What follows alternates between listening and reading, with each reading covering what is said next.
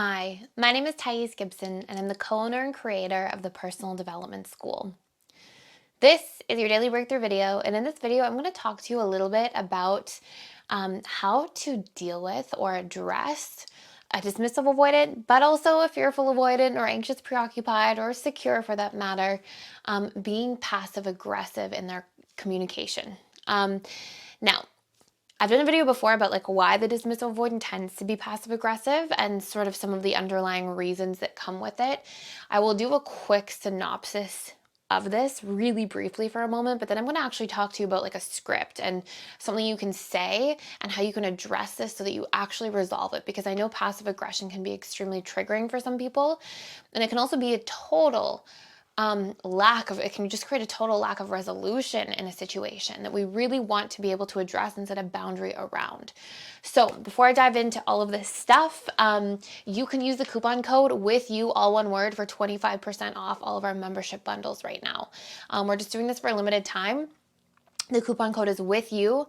Again, all one word. I'll leave a link in the description box below and also in this video. And it basically gives you access to our all access membership pass. So it's like all tools, all courses, all workbooks, all previous webinars. I do 4 live webinars every single week with our community members. There's amazing people in there who are so supportive and just so smart and fantastic. I'm so impressed by everybody.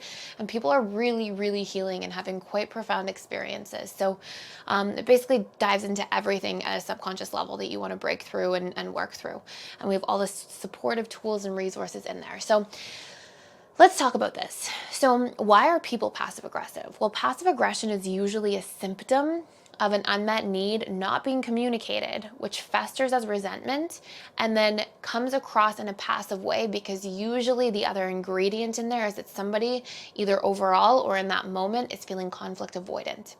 So it's like they rise up, this charge rises up where they're frustrated, and instead of going, I am frustrated, and communicating directly, there's usually some kind of aversion to conflict. This is why dismissive avoidance generally can be the most passive aggressive, or fearful avoidance can sort of fall into there too, because it's like, fearful avoidance will avoid conflict, and then when they are in conflict, they won't avoid conflict at all. They'll be very, very conflicting and intense because there's like a buildup of unresolved stuff going on. But it's the result of like not communicating healthily. And sometimes dismissive avoidance will be passive aggressive 3 days later, and then they'll say, oh yeah, like, and I've seen this in working with couples for so long. I'll see like a partner say, yeah, I was passive aggressive, and that comment was because 4 days ago when situation X happened, I was upset then. And it's like, wow, it got held on to and festered for 4 days. And sometimes that's actually the result of something festering, but it's actually repressed for the first couple days, and then it comes up when it feels safer to feel because it's not as charged. It then comes up where that emotional repression gate has sort of lifted ever so slightly, but then the dismissive avoidance is also conflict avoidant, and then it sort of you can imagine it's sort of like this charge pushing it out, and this competing subconscious program and all that is basically made up of all the negative stored associations around conflict and what it means, having this like back pull, this drag on the comment, right? So it's like this comment wanting to come up, it being dragged back, and then it kind of comes out as like this passive and aggressive comment, right, at the same time. I often joke with people like dismissive avoidance can be very passive aggressive when they're frustrated, and fearful avoidance tend to be either very passive or very aggressive, and sort of there's not very much of an in-between, which isn't always the case, but it's just a dynamic I see amongst the avoidant attachment styles that does definitely have a pattern. So if this is something you're on the receiving end of, okay, number one, we're not saying like it's you should only do the work. I think sometimes I put videos out about like how to manage these situations, and sometimes I think people insinuate that I'm saying you should cope with the person's passive aggression, and that it's only you that should be doing the work. And the answer is no, I'm never saying that. I'm just giving you supportive tools for you to work on empowering yourself, healing yourself, addressing situations in the best form possible, because the more healed and clear and clean of painful programs you become, it is so much easier to leave relationships that are not working. We're not stuck in dynamics that are toxic because we don't have programs that keep us there. We do the work, we empower ourselves, and then we can be ready for the best relationship possible. But that starts with the best relationship to ourselves. And so much of this channel is about you doing that inner work so that you can then create everything else that you want to create externally. So if this is you in a dynamic on the recipient end, this can be a coworker that's passive aggressive, this can be a partner, this could be one of your children, this could be anybody. If you're in this dynamic, I always recommend calling it out directly. And I don't mean like calling it out like getting all angry and like calling somebody out. I mean like just being extremely approach oriented. Nothing ends passive aggression in another person's actions like just direct approach oriented behavior. So you can say something like this, and then I'll go through and tell you, like I'll break it apart after for you and tell you why it matters and what key parts are necessary and why it works. So you might say something like, hey, I don't know if you meant anything by that, but that comment you made felt really passive aggressive and sort of filled with contempt to me. If there's something specific you'd like to speak about, I would love if you can speak to me directly about it, and please know that you can do so and I'm happy to hold space for it.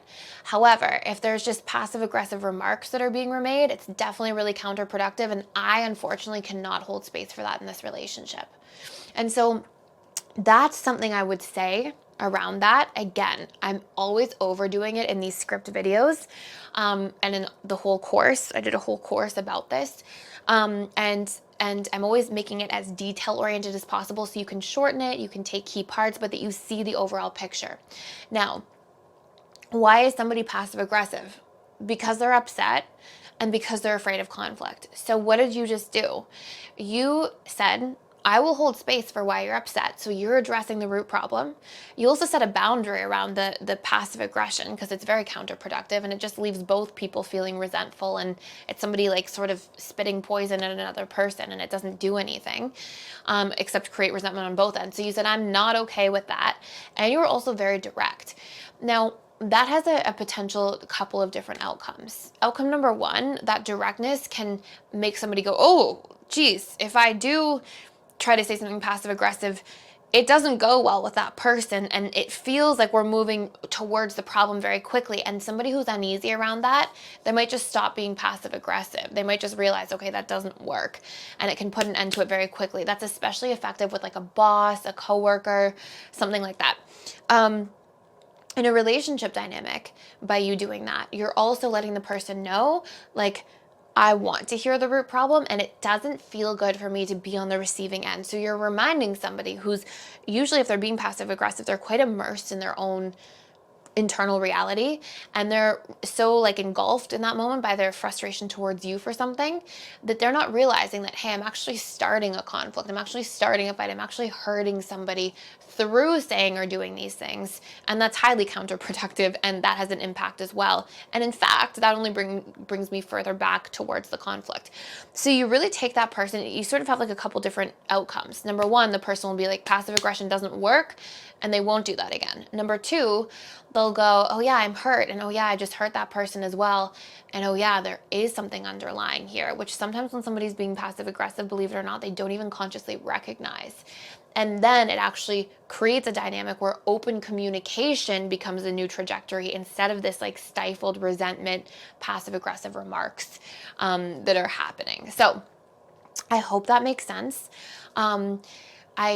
In the course inside the school, I talk about like different objections that can come up and how to dive further into that. What I'll probably do is put some videos on here at some point about just potential different objections overall and like overarching themes, because there just isn't enough time for like short form videos to do all of it. But maybe some like overarching themes of different objections that can come up in communication around sort of key scenarios, and try to link them back a little bit. But for the most part, like these scripts and the way that they're written, they are written to target all core problems of how communication can go wrong. So they're very effective. Of course, we can be dealing with like challenging people, really difficult people, and sometimes we have to tailor our approach, and sometimes we have to try things again or pivot a little bit, and that can be challenging. And that's sometimes people with personality disorders or addictions, or that are just really, really wounded and in their trauma. But if you're dealing with like most people, you're going to see that these scripts really break down and start creating change. So I highly recommend like I'm I'm making a lot of scripting videos. And I just recommend like taking them in and like learning about these principles of communication and recognizing some of the patterns behind them, like validating people's emotions, being approach oriented, opening the dialogue instead of closing it. Like you'll see a lot of these patterns embedded within, and I try to go back and sort of talk about them too. So anyways, this is such an important topic to me, and it's been so powerful for me as a human being to learn how to effectively communicate, and it's transformed all of my relationships and all of my relationships in life to come, and I'm so grateful for it. So I spent a lot of time studying this and studying the principles